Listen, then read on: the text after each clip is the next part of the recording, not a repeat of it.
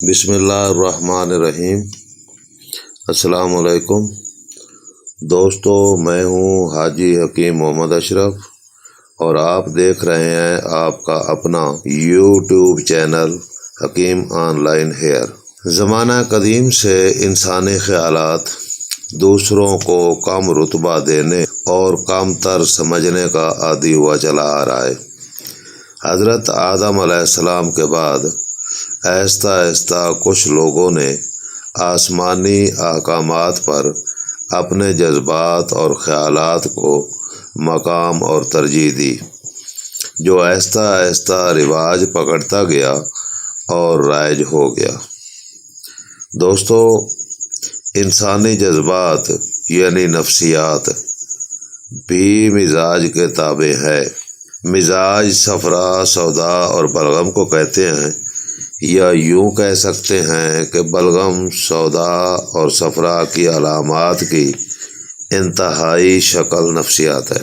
جب ہم کسی شخص کی تعریف بہادر، بزدل، چور، ڈاکو، شریف، بدمعاش کے ناموں سے کرتے ہیں تو دراصل ہم اس کا غالب مزاج بتا رہے ہوتے ہیں۔ اب سوال یہ پیدا ہوتا ہے کہ کیا مزاج تبدیل ہو سکتا ہے؟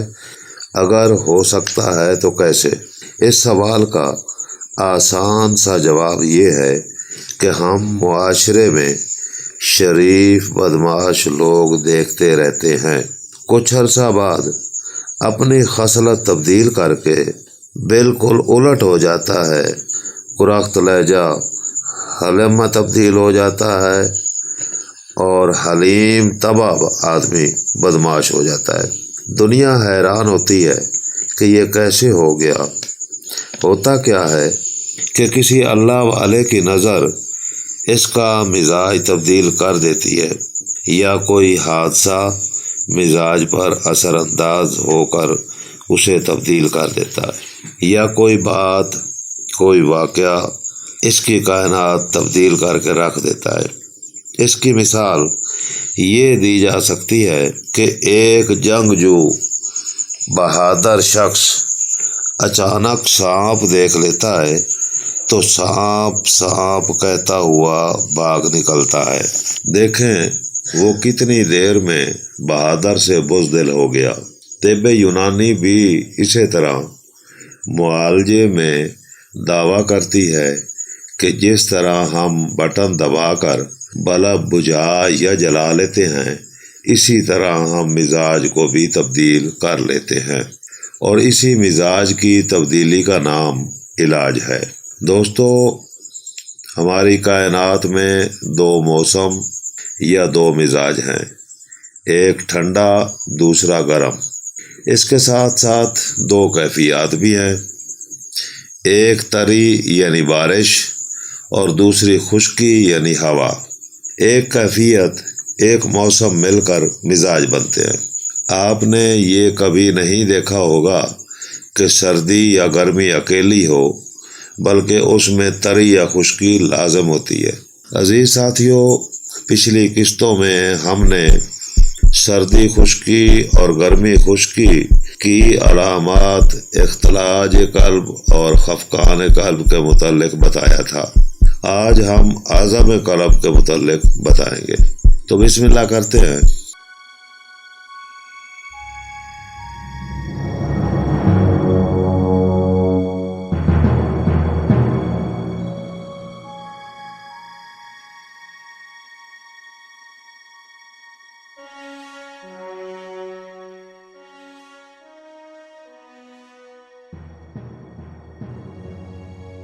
دوستو، مزاج میں اگر رطوبات زیادہ ہو جائیں، خون اور جسم کے علاوہ دل پر زیادہ اثر انداز ہوں تو دل ڈبل روٹی کی طرح پھول جاتا ہے۔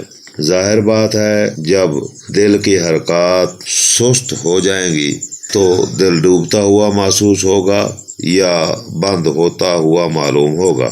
دل کی وجہ سے نبض کی رفتار فی منٹ 20، 25، 30 تک ہو جائے گی۔ دل پر بوجھ، کھانے پینے کو ہرگز دل نہ چاہنا، اگر زبردستی کھا یا کھلا دیا جائے تو ہضم نہیں ہوتا، ریا خصوصاً بدبودار مسلسل رہتی ہے، پخانہ لیسدار آتا ہے، جتنا بھی آ جائے مریض مطمئن نہیں ہوتا، بلکہ 2-4 دفعہ دن میں لیٹرین جانے کے باوجود وہ کہتا ہے کہ پخانہ نہیں آیا۔ سر بوجھل، منہ سے لیسدار پانی، بلڈ پریشر کم ہونا، پیشاب سفید مقدار میں زیادہ اور خون کی کمی جیسے عوارض ہو جاتے ہیں۔ دوستو، ایک وضاحت ضروری سمجھتا ہوں کہ ضروری نہیں کہ ہر مریض میں یہ تمام علامات شدت کے ساتھ موجود ہوں، بلکہ چند علامات ہونا ہی مزاج معلوم کرنے کے لیے کافی ہوتا ہے۔ جس طرح دواؤں کی مختلف طاقتیں ہوتی ہیں، اسی طرح مرض کے بھی مختلف درجات ہوتے ہیں۔ ابتدائی مرض، انتہائی مرض میں بتدریج کم زیادہ علامات ہوتی ہیں۔ دوستو، جب یہ تصدیق ہو جائے کہ مریض میں کم یا زیادہ علامات ظاہر ہو گئی ہیں تو یہ علاج کریں، انشاءاللہ بہت فائدہ ہوگا۔ علاج بتانے سے پہلے ایک بات بتانا ضروری سمجھتا ہوں کہ کوئی صاحب کوئی بھی دوا بنانا چاہے تو کسی مقامی ماہر طبیب کی زیر نگرانی بنائے، چیزیں لا کر حکیم صاحب کو دکھائے اور اسی کی نگرانی میں تیار کرے، یا اسکرین پر دیے گئے واٹس ایپ نمبر پر دواؤں کی تصویریں بھیج کر دواؤں کے اصلی یا نقلی ہونے کی تصدیق کی جا سکتی ہے۔ نسخہ نوٹ فرما لیں۔ حلیلہ سیاہ بریاں 4 تولہ، کشتہ فولاد ہمدرد 2 تولہ، کشتہ کچلا 1 تولہ۔ اول حلیلہ سیاہ کو گھی لگا کر توے پر بھون لیں اور پیس کر تینوں چیزیں ملا کر 1000 mg والا کیپسول بھر لیں۔ دوسرا نسخہ نوٹ فرما لیں۔ بال چھڑ،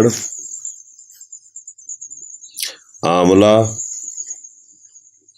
دار چینی ہم وزن لے لیں اور پیس کر 1000 mg والا کیپسول بھر لیں۔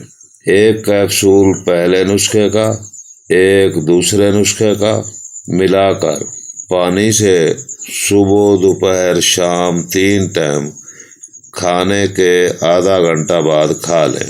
اوپر سے یہ قہوہ پی لیں۔ پوشو درخت ارجن 3 گرام، برگ سرس 3 گرام، برگ پان سبز آدھا عدد، پودینہ 3 گرام، ادرک 2 گرام۔ 1 گلاس پانی میں ابال لیں۔ جب 1 پیالے کے برابر رہ جائے تو حسب ذائقہ شہد ملا کر دن میں 2 یا 3 مرتبہ استعمال کریں۔ مرض کی شدت میں یہ قہوہ ٹھنڈا یا گرم سارا دن پیا جا سکتا ہے۔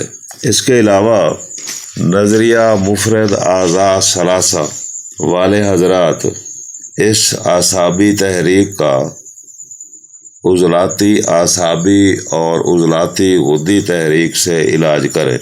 ایک اور چیز میں بتانا چاہتا ہوں کہ تیزابیت والے گھرانے میں اگر جوین دیسی کا استعمال شروع کر دیا جائے تو تقریباً مرض نہ ہونے کے برابر رہ جاتا ہے۔ 5-6 افراد کے سالن کی ہنڈیا میں 1 چمچ چاول والا دیسی اجوین کا تیار ہونے کے بعد ڈال لیں اور ملا کر سب گھر والے کھائیں، بہت فائدہ ہوگا۔